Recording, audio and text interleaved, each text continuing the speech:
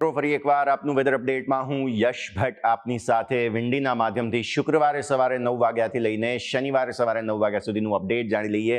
આપ જુઓ છો તે પ્રમાણે એક જબરદસ્ત સિસ્ટમ અત્યારે ફિલહાલ સમગ્ર ગુજરાતને કવર કરી રહી છે અને તેનું કેન્દ્ર સ્થાન મોટાભાગે અમદાવાદ, ગાંધીનગર અને આસપાસના વિસ્તારોમાં છે.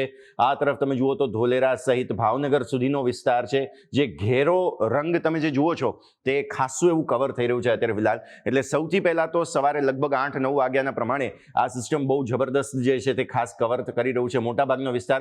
ઉપર તમે જુઓ મહેસાણાથી લઈને પછી થરાદ, વાવ થરાદ સુધીની પૂરી આ જે લીલો રંગ છે ત્યાં વરસાદની પૂરી શક્યતાઓ છે. નીચેના સ્તરો પર અહીંયા તમે જુઓ તો રાપર છે, રાપરથી લઈને મોરબીની થોડો ઉપરનો વિસ્તાર એટલે કે હળવદ આસપાસ સુરેન્દ્રનગરની વચ્ચેનો જે વિસ્તાર છે તે. ત્યારબાદ તમે નીચે આવો તો અહીંયા ભાવનગર તરફ જઈએ, અમરેલી જઈએ, આ બધા જ વિસ્તારોમાં વરસાદની પૂરી શક્યતાઓ. હા, સુરતમાં થોડી ઓછી વરસાદની શક્યતાઓ છે, વાપી, વલસાડમાં.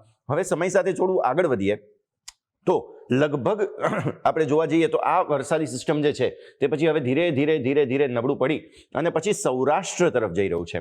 ગઈકાલે એવો અંદાજો હતો કે તે ધીરે ધીરે સિસ્ટમ ઉપર જશે, પરંતુ આ સિસ્ટમ ધીરે ધીરે હવે સૌરાષ્ટ્ર તરફ જઈ રહ્યું છે. એટલે મોરબી અને એની આસપાસના વિસ્તારમાં વરસાદની પૂરી શક્યતાઓ. સુરેન્દ્રનગર પર પછી હવે આજે અમદાવાદ વાળું જે સિસ્ટમ છે તે ધીરે ધીરે સુરેન્દ્રનગર તરફ જઈ રહ્યું છે. જામનગર, રાજકોટને કવર કરવામાં આવી રહ્યા છે. ત્યારબાદ પોરબંદર, જુનાગઢ બધી જગ્યાએ વરસાદની આજે પૂરી શક્યતાઓ. પણ તમે જુઓ દક્ષિણ ગુજરાત, મધ્ય ગુજરાતમાં પછી વરસાદ ઓછો થઈ જશે. એટલે અમદાવાદમાં પણ પછી આ વરસાદની શક્યતાઓ જે છે તે ધીરે ધીરે આજે જેમ જેમ દિવસ આગળ વધશે લગભગ 1 વાગ્યા આસપાસ આ વરસાદ ઓછો થઈ જશે. પછી તમે જુઓ રાત્રે લગભગ 8 વાગ્યા આસપાસ ફરી એકવાર આ સિસ્ટમ થોડું ઉપરની સ્તર પર આવી રહ્યું છે અને એ સિસ્ટમ સમય સાથે દિશા બદલી અને જે એ સાયક્લોનિક સર્ક્યુલેશન છે તેને કારણે થઈને ફરી એકવાર ભાવનગર, વડોદરા આ બધા વિસ્તારોમાં સાંજ સુધીમાં રાત્રે 8 વાગ્યાની સિસ્ટમ અત્યારે ફિલહાલ આપણે જોઈ રહ્યા છીએ, જે ફરી એકવાર ટર્ન લઈ અને ઉપર મહેસાણા તરફ આગળ વધી રહ્યું છે. એટલે કે અમદાવાદ થઈ અને મહેસાણા તરફ આગળ વધી રહ્યું છે.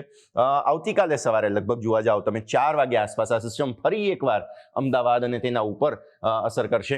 એટલે કે આવનારા 24 કલાકમાં પૂરી શક્યતાઓ વરસાદની ગુજરાતના મોટા ભાગના વિસ્તારોને કવર કરી રહ્યું છે. દક્ષિણ ગુજરાત મોટા ભાગે થોડું બાકાત રહેશે. હવે આ સિસ્ટમ થોડું ઉપર આવ્યું છે એટલા માટે દક્ષિણ ગુજરાતના વિસ્તારોને અને સૌરાષ્ટ્રના દરિયાઈ વિસ્તારોને વરસાદની એટલી અસર નહીં જોવા મળે. લગભગ આવતીકાલે સવારે 8-9 વાગ્યા આસપાસ તમે જુઓ શનિવારે સવારે તો ફરી એકવાર આ જ સિસ્ટમ અહીંયા એક્ટિવ છે અને વરસાદની પૂરી શક્યતાઓ અમદાવાદ, મહેસાણા આસપાસના વિસ્તારમાં, ગાંધીનગર સહિતના વિસ્તારમાં જોવા મળશે. તો દર્શક મિત્રો, આપ જુઓ છો તે પ્રમાણે શુક્રવારે સવારે 9 વાગ્યાથી લઈને શનિવારે સવારે 9 વાગ્યા વચ્ચે વરસાદની પૂરી શક્યતાઓ અત્યારે ફિલહાલ જે છે તે આ તમામ વિસ્તારોમાં, ગુજરાતના મોટાભાગના વિસ્તારોમાં પણ. હા, રાહતની વાત એ છે કે દક્ષિણ ગુજરાત અને મધ્ય ગુજરાતના અમુક વિસ્તારો છે કે જેમને થોડી રાહત મળશે, અમુક સમય વિન્ડો મળશે. એમાં જીવન જરૂરી જેટલા પણ કામો હોય તે કરી લેવા, જે જરૂરિયાતની ચીજ વસ્તુઓ જે તમારી પાસે સ્ટોક ના હોય તો સ્ટોક પણ કરી લેવા, કેમ કે આ સિસ્ટમ જે છે તે આવનાર લગભગ સોમવાર સુધી આવી જ રીતે એક્ટિવ રહેવાનું છે. આવા જ વધુ રસપ્રદ અપડેટ્સ માટે સતત જોડાયેલા રહો ન્યૂઝ કેપિટલના ડિજિટલ પ્લેટફોર્મ સાથે.